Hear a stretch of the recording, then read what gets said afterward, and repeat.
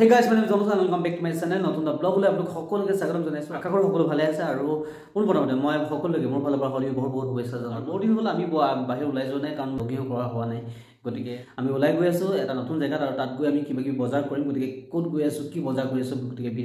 Hobby জানিব কাৰণে আপোনালোকে ভিডিঅ' স্কিপ নকৰিব, একেলগে চাই থাকিব। যদি নকৰি আহক ব্লগ আৰম্ভ কৰো।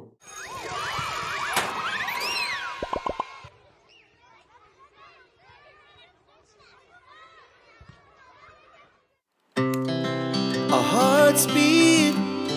to the city streets. We began to feel the fire. We rise like tall buildings as the chemicals they take us higher. The night's young, it has just begun as she puts her hand in mine. আৰু এই হ'ল গণেশগুৰি গণেশ মন্দিৰ আৰু গণেশ মন্দিৰত আছোঁ আমি আৰু এতিয়া আমি এইফালে যাম কাহিলীপুৰা ৰোডত আৰু কাহিলীপুৰা ৰোডত আমি গ'লে সেই জেগাডোখৰ পাম য'লৈ আমি আজি গৈ আছোঁ চ' লেটছ গ'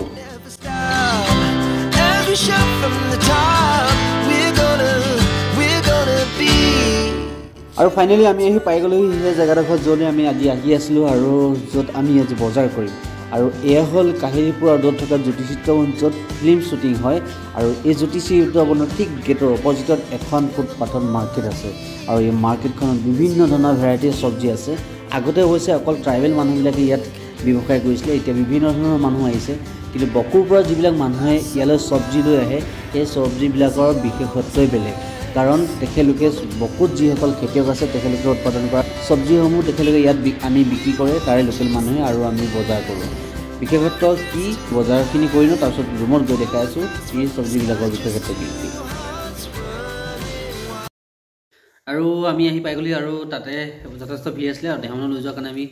চববিলাক ভিডিঅ' কৰিবলগীয়া নহ'ল গতিকে বেকান কৰিলোঁ আৰু এইটো আমি চব্জি লৈ আহিলোঁ আৰু চব্জি আপোনালোকে দাম শুনিলে মানে আচৰিত ধৰণৰ মই দেখাই আছোঁ কি ধুনীয়া ধুনীয়া চব্জি আৰু তাতে চব্জি 2018 চনৰ পৰা মই খাই আছোঁ একদম পূৰা ঘৰৰ চব্জিৰ দৰে মানে আপুনি ফ্ৰিজত যদি নথয়ও 15 দিন 20 দিনলৈকে একোৱে নহয় চব্জি মানে চেম টু চেম তেনেকৈ থাকিব গতিকে দেখাইছোঁ কি কি চব্জি আমি কিমান দাম আনিলোঁ মিছেছে উলিয়াইছে এয়া কল ইয়াত তিনিটা কলৰ দাম 20 টকা এয়া আনিছোঁ আমি 30 টকাত আৰু গাঁৱততো ক'ব নালাগে বাৰু এইটো এভেইলেবল কঁঠালৰ দাম ইয়াত কেইটকা কয় 60 টকা 70 টকা এনেকৈ কেজি কয় আৰু এইটো আনিছোঁ 20 টকাত চাব হা তাৰপিছতে এয়া আলু এইবিলাক সৰু আলু ইয়াত কয় 60 টকা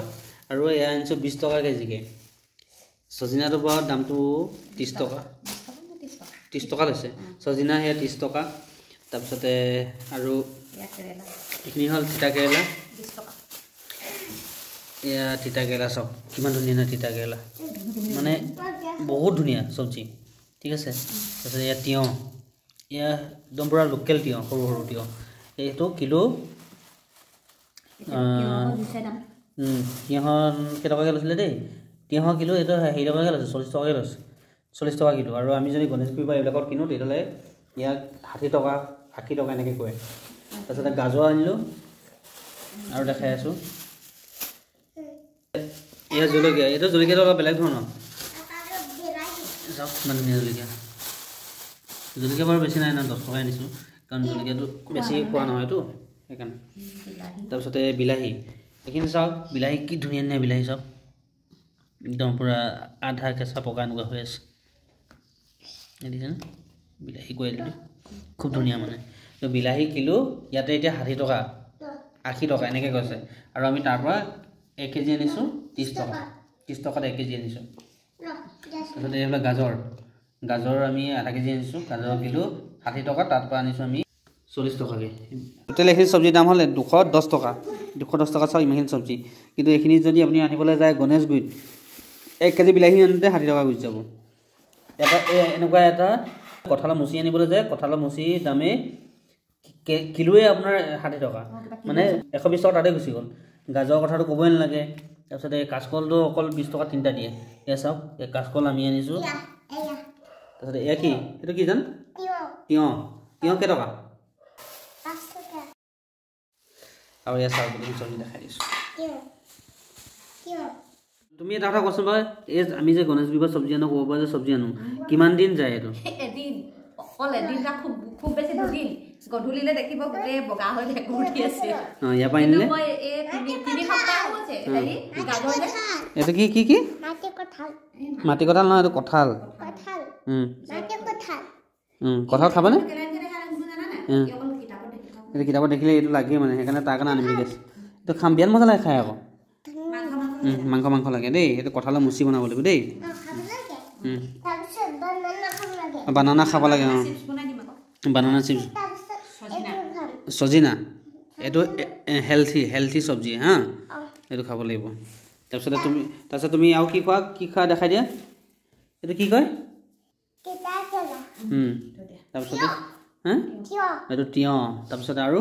আৰু কি আনিছে দেখাই দিয়া হে অঁ এইটো গুলি কাইলৈ এইটো কি হোলী খেলিম নহয় অ'কে অঁ জলকীয়া আমাৰ স্মল ইউটিউবাৰ এয়া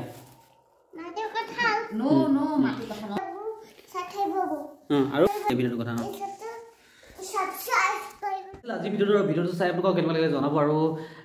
বিশেষ কাহিলীপুৰত থকা এই বজাৰখনৰ পৰা মই বহুত বছৰ আগৰ পৰাই চব্জি কিনি খাই আছোঁ আৰু মোৰ নিজৰ ফালৰ পৰা যদি মই ক'বলৈ যাওঁ তেনেহ'লে আপোনালোকে ইয়াৰ পৰা চব্জি কিনি খালে আপোনালোকে ভাল পাব আৰু মই এটা কথা ক'ব বিচাৰোঁ যে আজিৰ তাৰিখত পইচা দিলেও ভাল বস্তু কিনি খাবৰ কাৰণে